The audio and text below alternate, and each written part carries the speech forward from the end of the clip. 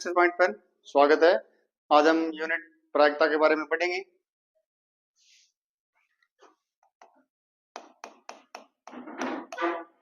प्रायिकता ये कक्षा 10 की एक यूनिट है जिसमें बोर्ड परीक्षाओं में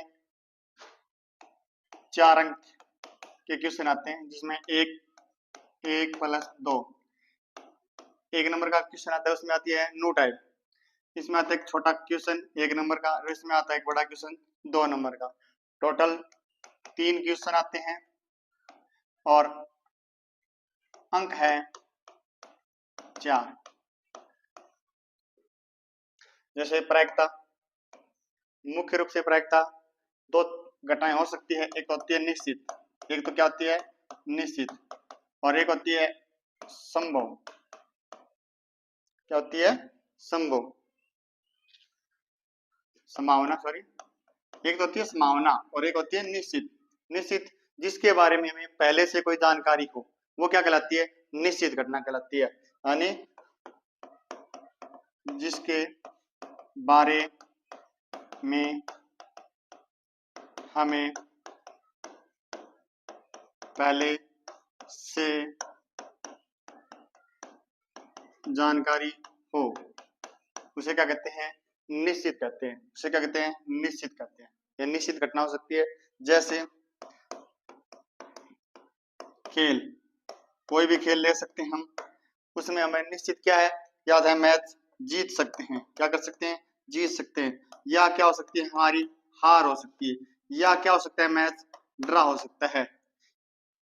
ये निश्चित होते हैं। जैसे खेल में जीत, ये निश्चित है। अगर 2 टीम खेल रही है तो एक टीम की जीत निश्चित है, एक जीत सकती है, एक हार सकती है, या क्या हो सकता है मैच ड्रा हो सकता है। ये क्या है निश्चित है, जिसके बारे में हम पहले से ही कह सकते हैं कि ये निश्चित है। जिसके बारे में पहले से ही जानकारी हो कि खेल में जीत सकते हैं, हार सकते हैं, या क्या कर सकते हैं ड्रा। क्या हो सकती है ड्रा।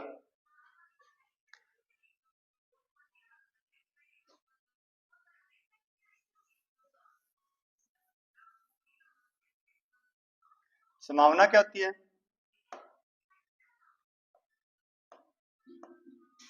संभावना क्या होती है जिसके बारे में हमें पहले से कोई जानकारी नहीं हो, जिसके बारे में हमें पहले से कोई जानकारी नहीं हो। जैसे मैच का रद्द होना, मैच का क्या होना रद्द होना, इसके बारे में हम पहले से कुछ नहीं कह सकते। ये केवल क्या एक संभावना है, क्या एक संभावना है। जैसे किसी मैच चल रहा है और उसमें बारिश आ गई तो मैच क्या हो सकता है रद्द हो सकता है। उसके बाद कुछ परिभाषाएं हैं।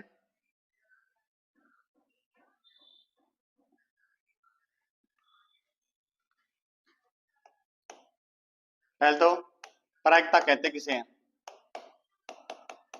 प्रायिकता किसे कहते हैं।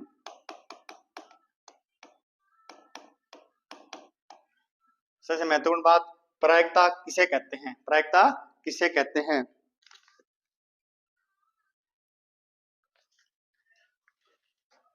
किसी भी घटना के निश्चित या अनिश्चित अनिश्चितता की माप को गणितीय रूप में लिखना। क्या करना लिखना।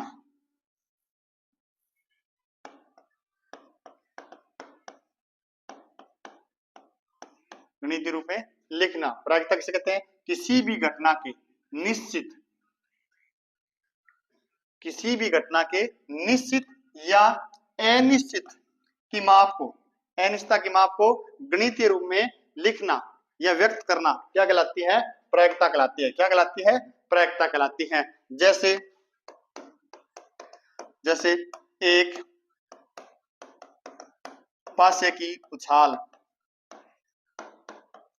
एक पासे को उछाल रहे हैं तो उसमें निम्न अंक होते हैं 1 2 3 4 5 6। ये क्या है, एक पासे की उछाल है और उसको किस के रूप में लिख दिया, गणितीय रूप में लिख दिया। किस रूप में लिख दिया, गणितीय रूप में लिख दिया। इसे क्या कहते हैं, प्रायिकता कहते हैं।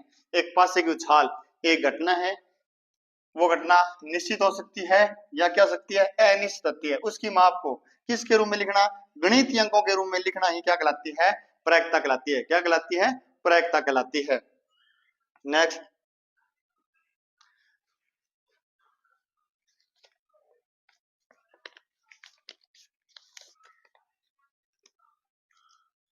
उसके बाद है यादृच्छिक प्रयोग।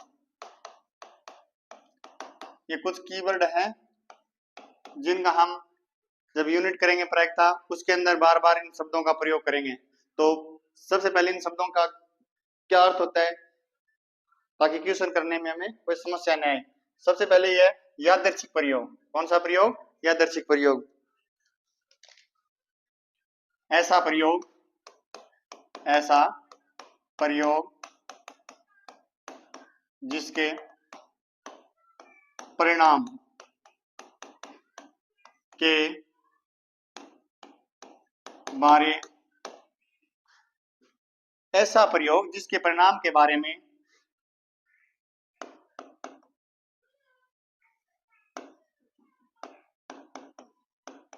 भविष्यवाणी, यानी ऐसा प्रयोग जिसके परिणाम के बारे में में पहले कोई भविष्यवाणी न की जा सके। यानी यादृच्छिक प्रयोग क्या होगा, एक ऐसा प्रयोग जिसके परिणाम के बारे में पहले से कोई भविष्यवाणी न की जा सकते।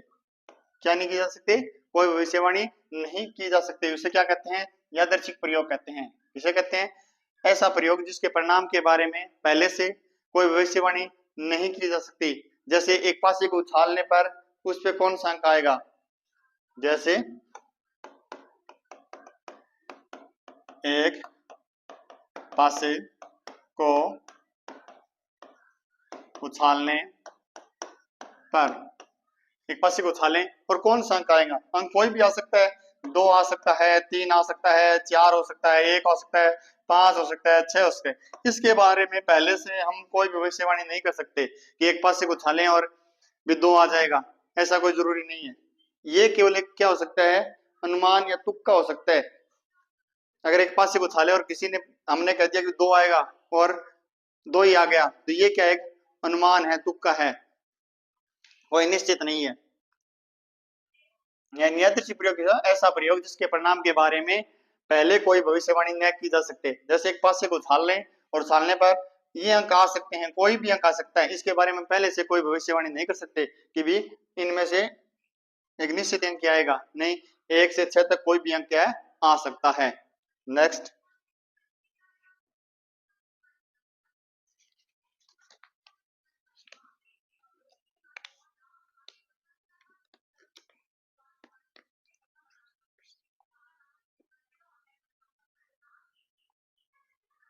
अगला पॉइंट है अभिप्रयोग। अभिप्रयोग, अभिप्रयोग या घटना, अभिप्रयोग या घटना। अगला कीवर्ड है अभिप्रयोग या घटना। अभिप्रयोग या घटना, पहले था यादृच्छिक प्रयोग, ऐसा प्रयोग जिसके बारे में पहले से कोई भविष्यवाणी नहीं की जा सकते, वो यादृच्छिक प्रयोग कहलाता है। अगला कीवर्ड है अभिप्रयोग या घटना। क्या होता है, देखते हैं।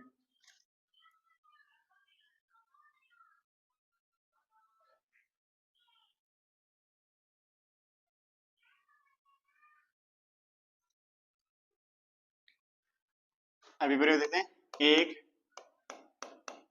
ऐसा परिणाम जिसके सभी संभव परिणामों में से कोई एक परिणाम अवश्य ही प्राप्त हो। एक ऐसा परिणाम जिसके सभी संभव परिणामों में से, यानी एक ऐसा परिणाम जिसके सभी संभव परिणामों में से कोई एक परिणाम अवश्य रूप से क्या हो, हमें प्राप्त हो, क्या कहलाता है? अभिप्रयोग कहलाता है। क्या कहलाता है? अभिप्रयोग कहलाता है।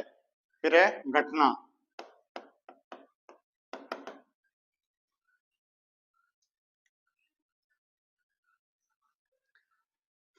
इस अभिप्रयोग के सभी संभव परिणाम क्या कहलाते हैं? परिणाम क्या कहलाएंगे? घटना कहलाएंगे। परिणाम क्या कहलाएंगे? घटना कहलाएंगे। क्या कहलाएंगे? घटना कहलाएंगे। क्या कहलाएंगे? घटना कहलाएंगे। जैसे एक सिक्के को उछालना, एक सिक्के को उछालना, एक सिक्के को उछालना।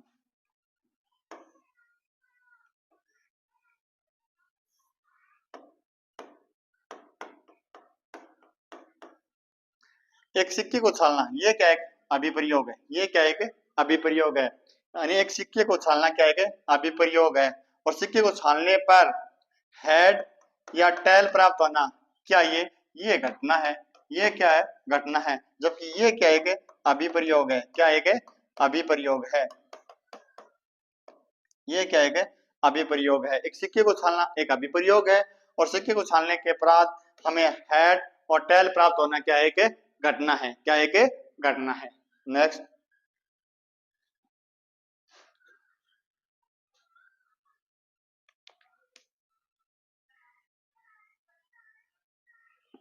अगला कीवर्ड है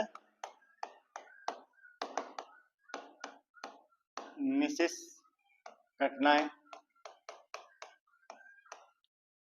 या कुल स्थितियां।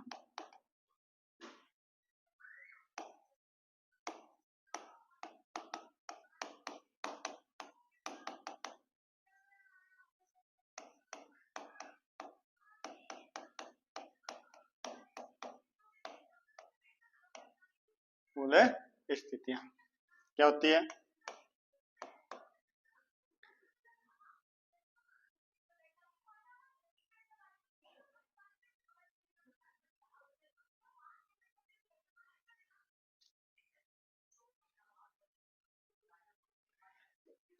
किसी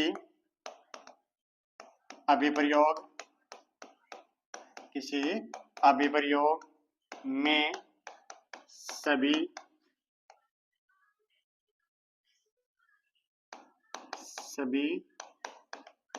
संभव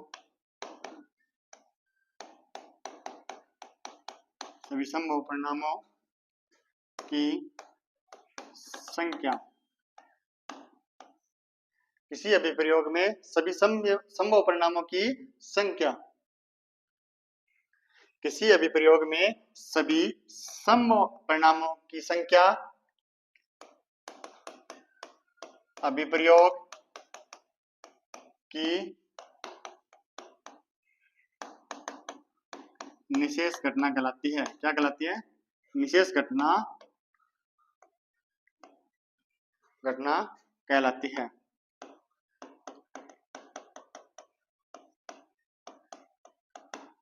यानी किसी अभिप्रयोग में सभी संभव परिणामों की संख्या अभिप्रयोग की क्या कहलाती है?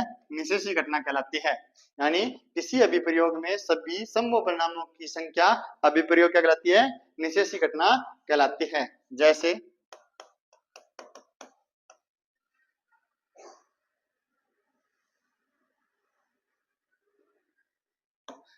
एक सिक्के को उछालने पर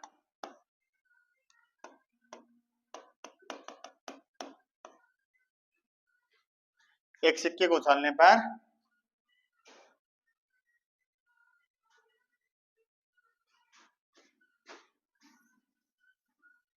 एक सिक्के को उछालने पर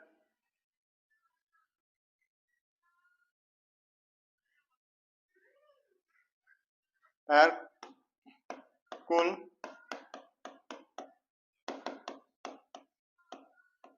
निशेष घटनाएं क्या हो सकती है? सिक्के पर हेड प्राप्त हो सकता है और टेल कितनी होगी? 2 होगी। कितनी होगी? 2 होगी।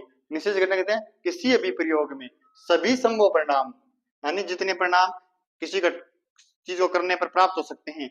जैसे एक सिक्के को उछालने पर, केवल एक सिक्के को उछालने पर केवल हमें 2 ही निशेष घटनाएं प्राप्त होगी। कौन कौन सी घटना हो सकती है? या सिक्के पर हेड प्राप्त हो या क्या प्राप्त हो? टेल। तो कुल कितनी होगी? 2। यानी एक सिक्के को उछालने पर कुल निशेष घटनाएं कितनी होगी? 2 होगी। यानी किसी अभिप्रयोग में सभी समूह परिणामों की संख्या अभिप्रयोग की क्या कहलाती है? निशेष घटनाएं कहलाती है। जैसे एक सिक्के को उछालने पर कुल कितनी निशेष घटनाएं हो सकती है? 2 हो सकती है। कौन कौन सी हो सकती है? हेड और टेल। अगर एक पास से उछालें, एक पास से को उछालने पर, एक पास से को उछालने पर कितनी हो सकती है? 6 हो सकती है। कौन कौन सकती है? 1 2 3 4 5 और 6 ये घटनाएं हो सकती है। कुल कितनी हो सकती है? 6 हो सकती है। कितनी हो सकती है? 6 हो सकती है। नेक्स्ट पॉइंट अगला है सरल घटना।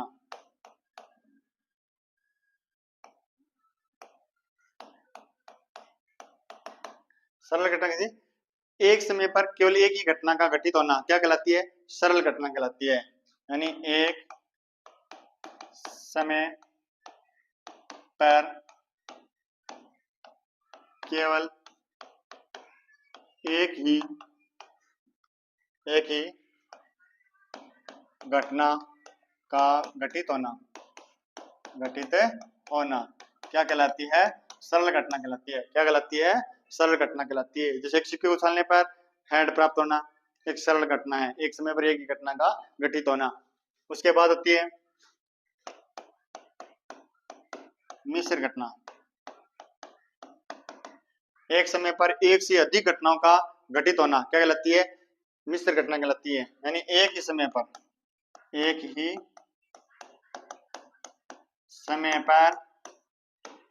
एक से ज्यादा घटनाओं का घटित होना। यानी एक समय पर एक से अधिक या एक से ज्यादा घटनाओं का घटित होना क्या कहलाती है? मिश्रित घटना कहलाती है। जैसे एक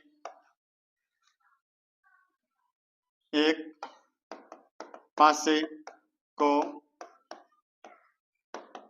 उछालने पर समांकाना यह क्या है? मिश्रित घटना है। अगर एक पासे को उछालने पर कोई अंक आना ये सरल घटना है और एक पासे को उछालने पर सम अंक आना ये क्या है?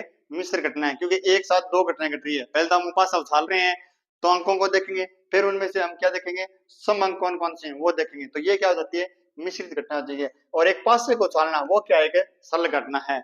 और एक पासे को उछालने पर उसे सम अंक आना ये क्या है? मिश्रित घटना है। अब हम प्रायिकता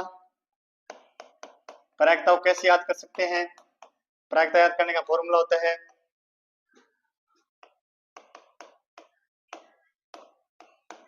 अनुकूल परिणाम बटा में कुल परिणाम।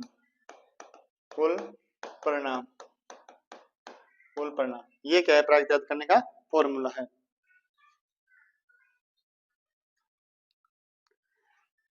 यानी प्रायिकता का याद करने का फॉर्मूला क्या है? अनुकूल परिणाम बटा में कुल परिणाम। अनुकूल परिणाम बटा में कुल परिणाम। अब कुछ ऐसी घटनाएं हैं जिनका हम प्रायिकता के जब क्वेश्चन करेंगे तो उनमें बार बार प्रयोग करेंगे। तो उनका केवल हम पहले बेसिक पढ़ रहे हैं ताकि जब क्वेश्चन हल करेंगे तो समस्या न आए। जैसे हम बात करें सिक्के की। किसकी? सिक्के की। सिक्के संबंधित 3 प्रकार की घटनाएं हैं। यानी 3 प्रकार की घटनाएं कौन कौन सी है?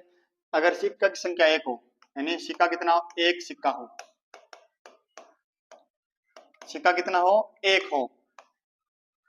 एक सिक्के को उछालने पर कौन कौन सी घटनाएं घटित हो सकती है? एक सिक्के को उछालने पर हमें हेड प्राप्त हो सकता है और क्या प्राप्त हो सकता है? टेल प्राप्त हो सकता है। अगर हमसे कुल घटना पूछे तो क्या बताएंगे हम? कुल घटना हो जाएगी 2। कितनी हो जाएगी? 2। यानी एक सिक्के को उछालने पर कौन कौन सी घटनाएं घटेगी? तो एक समय पर टेल आएगा और एक समय पर क्या आएगा? हेड। कुल कितनी घटनाएं हो सकती है? 2 हो सकती है। ये कब हो सकता है? जब सिक्कों की संख्या कितनी हो? 1 हो और एक सिक्के को केवल एक बार ही उछाला जाए तो हमें हेड और टेल प्राप्त हो सकते हैं। कुल घटनाएं पूछे तो कितनी हो सकती है? 2 हो सकती है। क्वेश्चन कैसे आएंगे? एक सिक्के को उछालने पर हेड प्राप्त करने की प्रायिकता क्या होगी या टेल प्राप्त करने की प्रायिकता क्या होगी? तो हमें वहां अनुकूल परिणाम तो अगर हेड की पूछ रहा है तो 1 हो जाएगा, टेल की पूछ रहा है तो भी कितना हो जाएगा? 1 हो जाएगा। कुल परिणाम कितने दे रखे हैं? 2। ठीक है। जैसे हम अगर हेड की प्रायिकता पूछे तो क्या हो जाएगी? हेड की प्रायिकता हो जाएगी, अनुकूल परिणाम कितने हैं? 1 है। कुल परिणाम कितने हैं? 2। अगर टेल की पूछे तो कितनी प्रायिकता हो जाएगी? अनुकूल परिणाम 1, कुल परिणाम 2। टेल प्राप्त करने की प्रायिकता भी 1/2 और हेड प्राप्त करने की प्रायिकता भी कितनी है? 1/2 है। कब? जब सिक्कों की संख्या कितनी हो? 1 हो। यदि सिक्कों की संख्या को बढ़ा दी जाए, सिक्कों की संख्या कितनी कर दी जाए? यानी एक सिक्के को 2 बार उछाला जाए। एक सिक्के को कितनी बार उछाला जाए? 2 बार। कितनी बार? 2 बार उछालने पर। कितनी बार उछालने पर? 2 बार। यदि एक सिक्के को हम 2 बार उछालें तो कुल कितने घटनाएं होगी या कुल कितने परिणाम प्राप्त होंगे? तो हमने अभी तक एक सिक्के के बारे में पढ़े थे तो हमने क्या पढ़ा था कि दोनों पर क्या, एक सिक्के पर हेड आ सकता है और क्या आ सकता है? टेल आ सकता है। अगर हमें एक सिक्के को 2 बार उछालें तो इन दोनों घटनाओं को एक बार और लिखते हैं और इन घटनाओं से पहले क्या करते हैं? 2 बार अच लगाते हैं और 2 बार क्या लगाते हैं? टी लगाते हैं। तो ये क्या होगी? एक सिक्के को 2 बार उछालने पर घटनाएं होगी। कुल कितनी घटनाएं होगी? 4 होगी। कितनी होगी? 4 होगी। कितनी होगी? 4। कौन कौन सी होगी? दोनों सिक्कों पर हेड आ सकता है, दोनों सिक्कों पर टेल आ सकता है। एक सिक्के सॉरी एक दोनों सिक्कों पर हेड आ सकता है, पहले सिक्के पर हेड आए दूसरे पर क्या आए? टेल आए। ये भी घटना हो सकती है। या पहले पर टेल आ जाए दूसरे पर क्या आ जाए? हेड आ सकता है। या दोनों पर क्या आ जाए? टेल हो तो भी क्या, ये घटना घट सकती है। कुल घटनाएं कितनी हो सकती है? 4। कितनी हो सकती है? 4। कब हो सकती है? जब एक सिक्के को 2 बार उछाला जाता है। यदि एक सिक्के को 2 बार उछालें तो कुल घटनाएं पूछे हमसे तो हम बताएंगे 4। कौन कौन सी हो सकती है? दोनों पर हेड प्राप्त हो सकता है, पहले पर हेड हो दूसरे पर टेल हो, या पहले पर टेल हो दूसरे पर हेड हो, या दोनों पर क्या हो? टेल हो। यदि सिक्के को एक सिक्के को 3 बार उछाला जाए, यानी एक सिक्के को कितनी बार उछालना है? अब 3 बार। कितनी बार? 3 बार। अगर 3 बार उछालें तो कौन कौन सी घटनाएं हो सकती है? तो सबसे पहले हम एक सिक्के को 2 बार उछालें तो कौन कौन सी घटनाएं थी हमारे पास? दोनों पर हेड प्राप्त हो सकता है, पहले पर टेल दूसरे पर हेड, फिर हेड टेल, या दोनों पर टेल। अब इन घटनाओं को एक बार और लिखते हैं।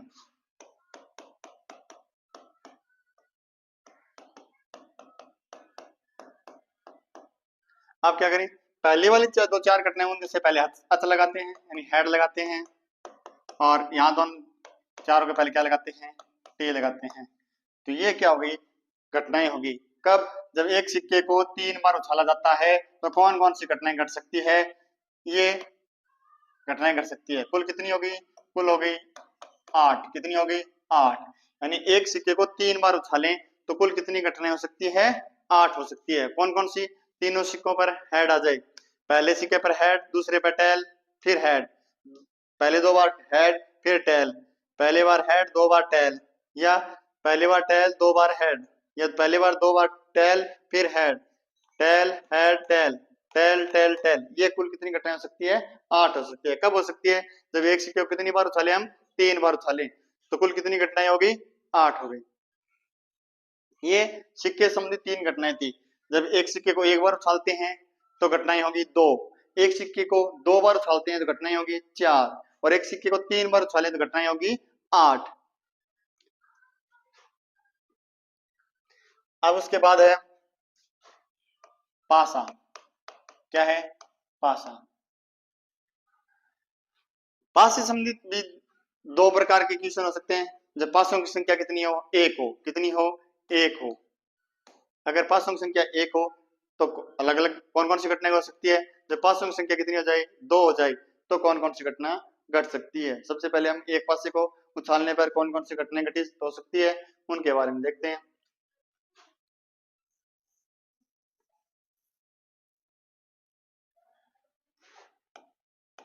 एक पासे को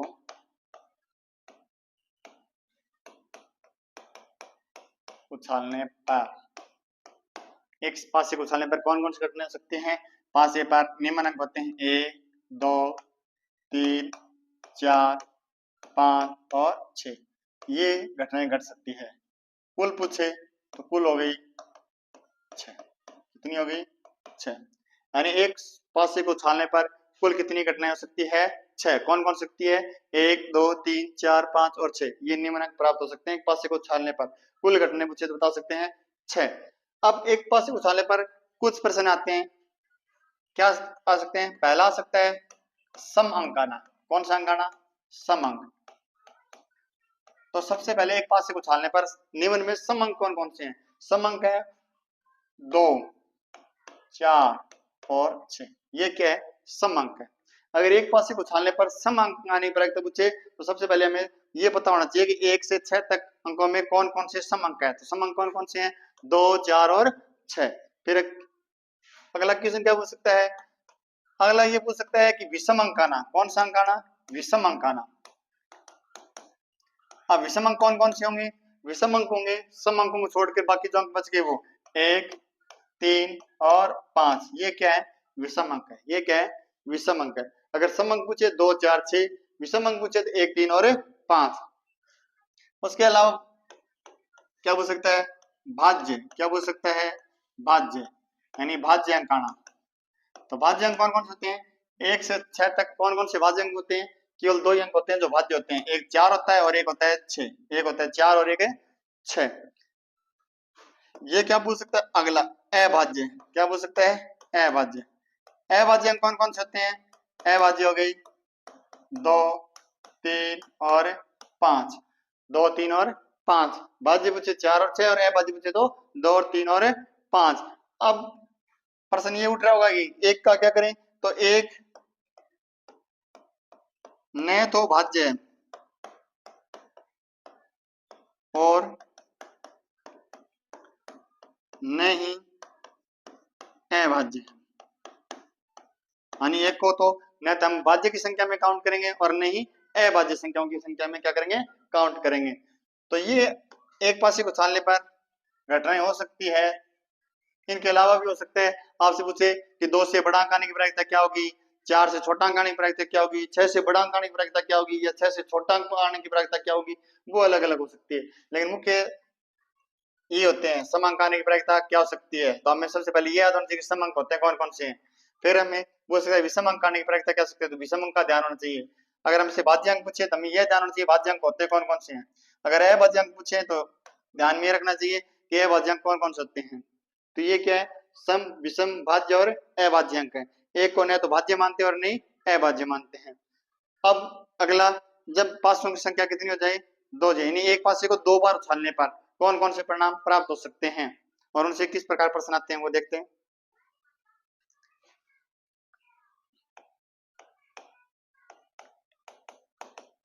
एक पासे को 2 बार, 2 पासे ले ले और सॉरी 2 पासे,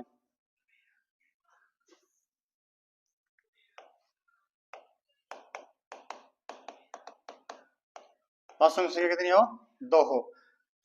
तो हमने अभी पढ़ा था कि एक पासे पर कौन कौन से अंक हो सकते हैं? 1 से 6 हो सकते हैं। 1, 2, 3, 4, 5 और 6। सबसे पहले तो हम 2 पासों को उछालने पर कुल कितनी घटनाएं हो सकती है उसके बारे में अध्ययन करेंगे। तो 2 पासे हैं तो दोनों तरफ लिखते हैं 1, 2, 3, 4, 5 और 6। अगर पहले पासे पर 1 आए दूसरे पासे भी कितना आए? 1, 1 आ सकता है, 1, 2 आ सकता है, 1, 3 आ सकता है, 1 के साथ 4 आ सकता है, 1 के साथ 5 आ सकता है और 1 के साथ क्या आ सकता है? 6। और क्या हो सकती है? 2 के साथ 1, 2 के साथ 2, 2 के साथ 3, 2 के साथ 4, 2 के साथ 5 और 2 के साथ 6। 3 के साथ 1 आ सकता है, 3 के साथ 2, 3 के साथ 3, 3 के साथ 4 और 3 के साथ 5 और 3 के साथ 6। यानी दो पासों को एक साथ उछालें तो एक पासे को उछालने ये घटना हो सकती है, एक पासे को 2 अंक आए तो ये हो सकती है, 3 है तो ये हो सकती है। और अगर पहले पासे पर 4 आए दूसरे पर 1 आ सकता है, 4 के साथ 2 आ सकता है, 4 के साथ 3 आ सकता है, 4 के साथ 4 आ सकता है, पहले पासे पर 4 आए दूसरे पर 5 आ सकता है, पहले पर 4 आए दूसरे पर 6 आ सकता है, पहले पासे पर 5 प्राप्त हो दूसरे पर 1, 5 के साथ 2 प्राप्त हो सकता है, 5 के साथ 3, 5 के साथ 4, 5 के साथ 5 और 5 के साथ 6।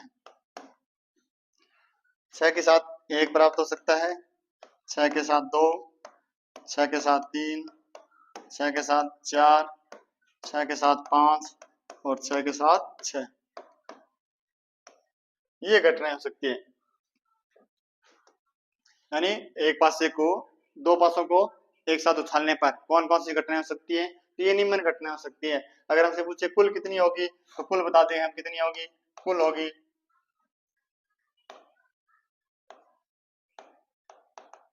कुल हो जाएगी 36। कितनी हो जाएगी 36। जब एक पासे को एक बार उछाला जाता था तो घटना थी 6 और एक पास दो पासों को एक साथ उछाला जाता है तो घटना कितनी हो जाएगी 36 हो सकती है। अब इनमें निम्न प्रकार से प्रश्न पूछ सकते हैं कि दो पासों को एक साथ उछालने पर अंकों का योग 2 प्राप्त करना, 3, 4, 5, 6, ये हमसे 2 से लेकर 12 तक पूछ सकते हैं कि देखो कम से कम दो पासों को उछालने पर कम से कम कितना योग आ सकता है, 2 आ सकता है और अधिक से अधिक कितना आ सकता है, 12 आ सकता है। कितना आ सकता है 12। 2 और 12 के बीच ही अंकों का योग आएंगे तो हमसे पूछ सकते हैं कि दो पासों को एक साथ उछालने पर अंकों का योग 2 आने की प्रायिकता क्या होगी, एक दो पासों को एक साथ उछालने पर अंकों का योग 12 आने की प्रायिकता क्या होगी। तो इन घटनाओं को देखकर हम क्वेश्चनों को सॉल्व कर सकते हैं। ये थी दो पासों को उछालने पर कुल कितनी घटनाएं होगी, 36 होगी। और इनसे संबंधित कुछ क्वेश्चन है जो हम जब यूनिट करेंगे उस टाइम पढ़ेंगे। अगला है ताश, ताश या पत्ते। ताश की गट्टी में कुल 52 पत्ते होते हैं।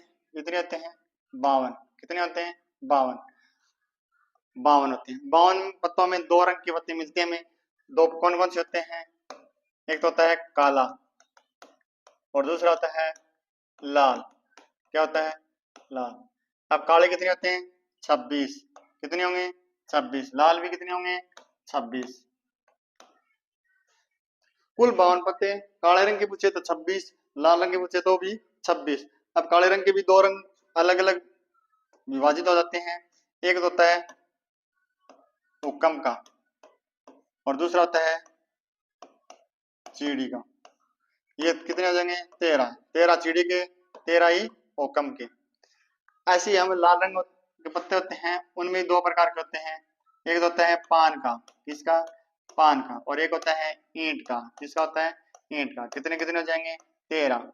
ये भी कितने हो जाएंगे 13।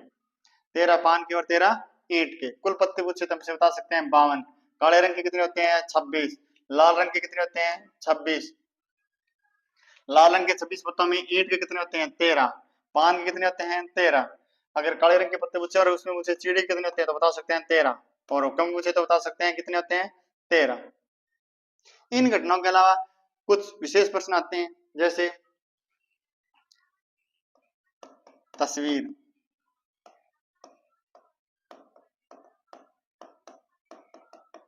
तस्वीर या फेस, फेस कार्ड बोलते हैं। तस्वीर वाली या फेस कार्ड। अब तस्वीर वाले पत्ते होते कौन कौन से हैं, एक तो होता है बादशाह जिसको बोलते हैं राजा, फिर होती है बेगम, ये होती है रानी, फिर होता है गुलाम,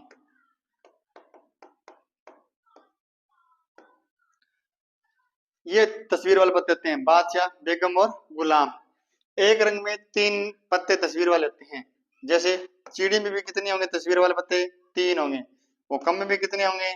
3 होंगे। ईंट में भी कितने होंगे? 3 होंगे। और पान में भी कितने होंगे? 3 होंगे। यानी प्रत्येक रंग में तस्वीर वाले पत्तों की संख्या पूछे तो 3-3 होगी। अगर काले रंग के तस्वीर वाले पत्ते पूछे तो 6 होंगे। पान लाल रंग के पूछे तो भी कितने होंगे? 6 होंगे। अगर रंग विशेष का नाम देते, जैसे आपसे पूछे पान के तस्वीर वाले पत्ते, तो पान के तस्वीर के कितने पत्ते होंगे? केवल 3 होंगे।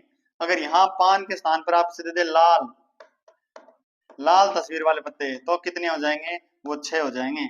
आपको ये ध्यान रखना है कि रंग का नाम दे रखा है, अगर विशेष रंग का नाम जैसे पान के पुतले तो 3 होंगे, और लाल तस्वीर वाले बच्चे पूछे तो कितने होंगे? 6। ऐसे ही क्या होंगे? काले वाले पत्तों में होंगे। अगर चिड़ी नाम देख पूछे तस्वीर वाले पत्ते 3, अगर काले तस्वीर वाले पत्ते पूछे तो कितने हो जाएंगे? 6 हो जाएंगे। ये कुछ पत्ता से संबंधित बेसिक है, इनसे संबंधित क्वेश्चन आएंगे वो हम यूनिट में पढ़ेंगे। नेक्स्ट, अब अगला है कैलेंडर। अब कुछ क्वेश्चन हैं जो कैलेंडर से संबंधित हैं। क्या है वो? कौन कौन से हैं? एक कैलेंडर ईयर में, यदि एक कैलेंडर ईयर में 364 दिन हो, क्या हो? 364 दिन हो। यदि एक कैलेंडर ईयर में 364 दिन हो तो प्रत्येक बार कितनी बार आएगा? 52 बार आएगा। कितनी बार आएगा? 52 बार आएगा। कब आएगा? जब एक कैलेंडर ईयर में 364 दिन हो। जब एक कैलेंडर ईयर में 364 दिन हो तो प्रत्येक बार कितनी बार आएगा? 52 बार आएगा। कितनी बार आएगा? 52 बार आएगा। कितनी बार? 52 बार आएगा। लेकिन हम पढ़ते हैं कि एक होता है लीप वर्ष और एक होता है एलीप वर्ष। क्या होता है? एलीप। लीप में 366 दिन होते हैं। कितने दिन होते हैं? 300। और एलीप में कितने होते हैं? 365 होते हैं। कितने होते हैं? 365 होते हैं। अगर हम ये देखें कि अगर यदि ये कैलेंडर ईयर में 364 दिन हो तो प्रत्येक बार कितनी बार आएगा? 52 बार आएगा। लेकिन लीप वर्ष में कितने होते हैं? 366 होते हैं। जबकि एलीप में कितने होते हैं? 365 होते हैं। अब यहाँ देखते हैं, अगर 364 दिन होते हैं तो यहाँ कितने दिन शेष बचते हैं? एक दिन शेष बचता है। कितना दिन? एक दिन। और लीप में कितने बचते हैं? 2 दिन। कितने बचते हैं? 2 दिन शेष बचते हैं। अगर एक कैलेंडर ईयर में 364 दिन हो तो प्रत्येक बार कितनी बार आएगा? 52 बार आएगा। लेकिन लीप वर्ष में कितने दिन होते हैं? 366 दिन होते हैं। जबकि एलिप में कितने होते हैं? 365 होते हैं। तो क्या होता है? 52 बार आने के बाद, प्रत्येक बार 52 बार आने के बाद यहाँ एक दिन शेष बचता है। जबकि लीप वर्ष में कितने दिन शेष बचते हैं? 2 बचते हैं। यहाँ एक दिन शेष बचेगा तो उसको कोई भी बार आ सकता है। तो सबसे पहले हम एलिप के बारे में पढ़ेंगे, फिर हम लीप के बारे में पढ़ेंगे।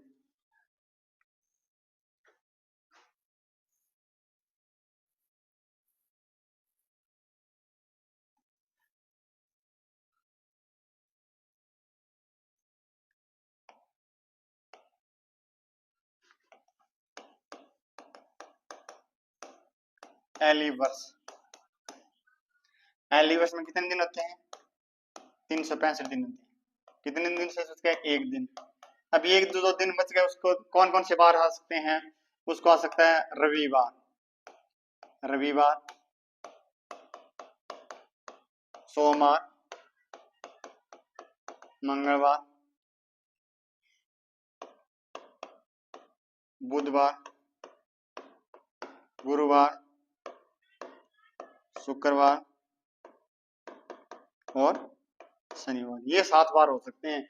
ये एक दिन जो शेष बच गया, इन 7 बारों में से कोई भी एक बार आ सकता है। अब कौन सा बार आएगा ये कोई निश्चित नहीं है। अब कौन सा आ सकता है वो देखते हैं।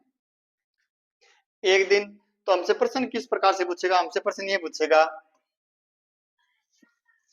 कि 53,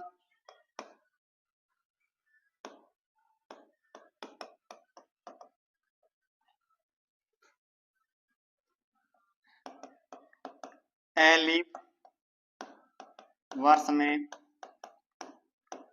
53 रविवार आने की प्रायिकता याद करो।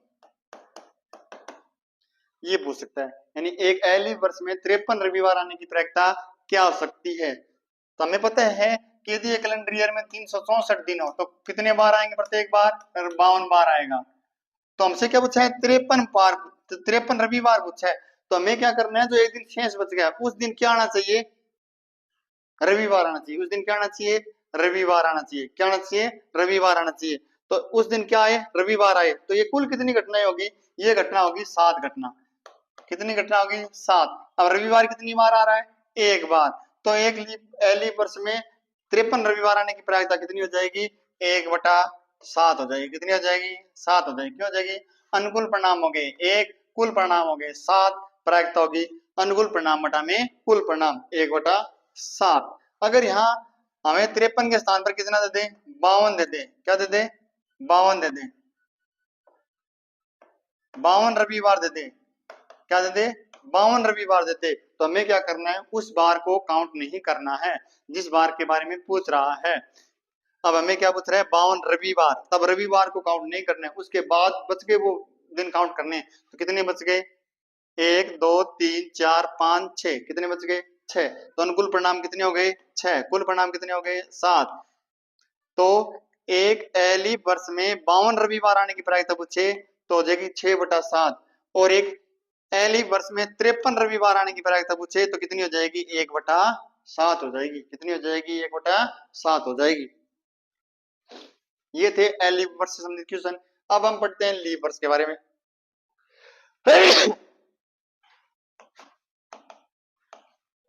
लीप वर्ष, लीप वर्ष में होते हैं 366 दिन। हम जानते हैं कि अगर 364 दिन हो तो प्रत्येक बार कितनी बार आएगा, प्रत्येक बार आएगा 52 बार। कितनी बार आएगा, 52 बार आएगा। 366 दिन है तो यहाँ कितने दिन शेष बचेंगे, 2 दिन बचेंगे। अब 2 दिन में क्या हो सकता है, 2 बार एक साथ आ सकते हैं। जैसे रविवार के साथ क्या आ सकता है, सोमवार आ सकता है। सोमवार के साथ क्या आ सकता है, मंगलवार आ सकता है। मंगल के साथ क्या आ सकता है, बुधवार आ सकता है। बुधवार के साथ क्या आ सकता है, गुरुवार आ सकता है। गुरुवार के साथ क्या आ सकता है, शुक्रवार आ सकता है। शुक्रवार के साथ क्या आ सकता है, शनिवार आ सकता है। शनिवार के साथ क्या आ सकता है,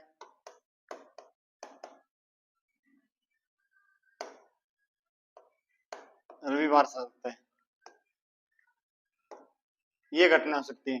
यानी जब 2 दिन शेष बचते हैं तो एक बार ये बार दोनों साथ आ सकते हैं, ये 2 बार साथ आ सकते हैं, ये भी आ सकते हैं, ये हो सकता है घटना, ये घटना घट सकती है, ये भी घटना घट सकती है, और ये घटना भी क्या है, घट सकती है। तो प्रश्न हमें वैसे ही पूछेगा कि 53 रविवार आने की प्रायिकता, और ब्रैकेट में लिख देगा लीप वर्ष,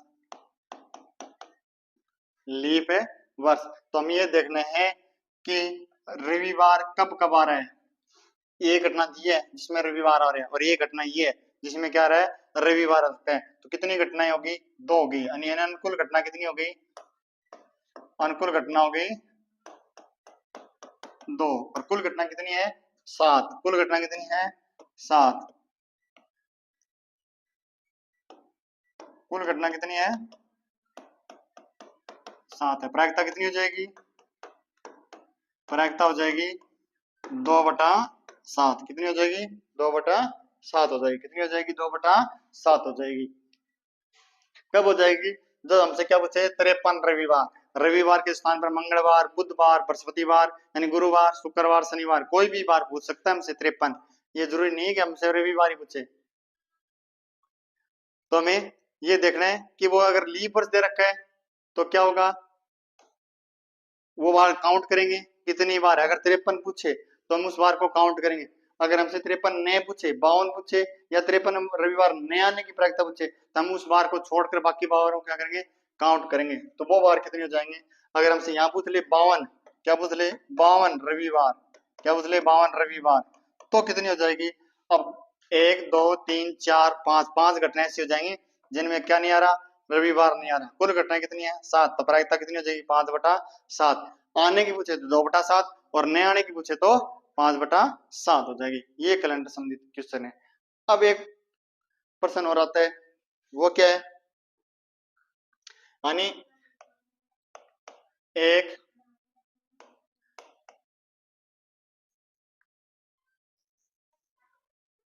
दो दोस्त हैं, उनका जन्मदिन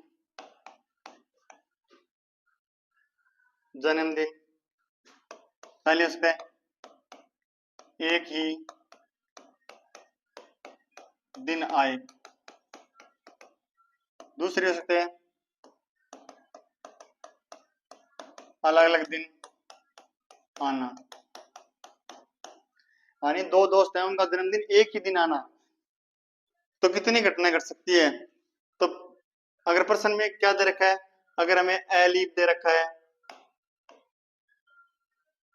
तो क्या करेंगे, अगर लीप दे रखा है तो क्या करेंगे, ए लीप दे रखा है तो हम काउंट करेंगे 365 दिन, अगर लीप दे रखा है तो हम काउंट करेंगे 366 दिन।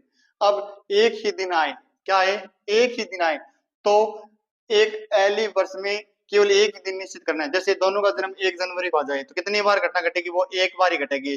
कुल कितने दिन है 365, तो प्रायिकता क्या हो जाएगी, एक ही दिन आने की प्रायिकता क्या हो जाएगी 1/365 हो जाएगी। कितनी हो जाएगी 365 हो जाएगी। अलग अलग दिन आना, जैसे एक मित्र को हम ये निश्चित कर लिया कि उसका जन्म 1 जनवरी को आ रहा है, तो हमें पता है कि 1 जनवरी को छोड़कर 364 दिन और बच गए, तो उस दूसरे दोस्त का जन्मदिन उन 364 दिनों में कभी भी आ सकता है। तो अलग अलग दिन आने की प्रायिकता होगी, कुल घटना तो होगी 364 और कुल घटना कितनी होगी 365 हो गई। ये हो सकती है जब दोनों का जन्मदिन क्या हो, अलग अलग हो। अगर दोनों दोस्तों का जन्म एक ही दिन है तो प्रायिकता क्या हो जाएगी 1/365 हो जाएगी। तो अनुकूल परिणाम 1, कुल परिणाम 365। अगर अलग अलग दिन है तो कुल परिणाम, अनुकूल परिणाम कितने हो जाएंगे 364, कुल परिणाम कितने हो जाएंगे 365 हो जाएंगे। ये प्रायिकता संबंधित कुछ पॉइंट थे जिनका हम क्वेश्चन करेंगे उस टाइम बार बार इनका प्रयोग करेंगे। तो एक बार हमने पहले समझ लिया और एक बार हम जब क्वेश्चन करेंगे तो उनको पुनः पढ़ लेंगे ताकि क्वेश्चन करने में कोई समस्या न आए। थैंक यू, आज की क्लास यही समाप्त करते हैं।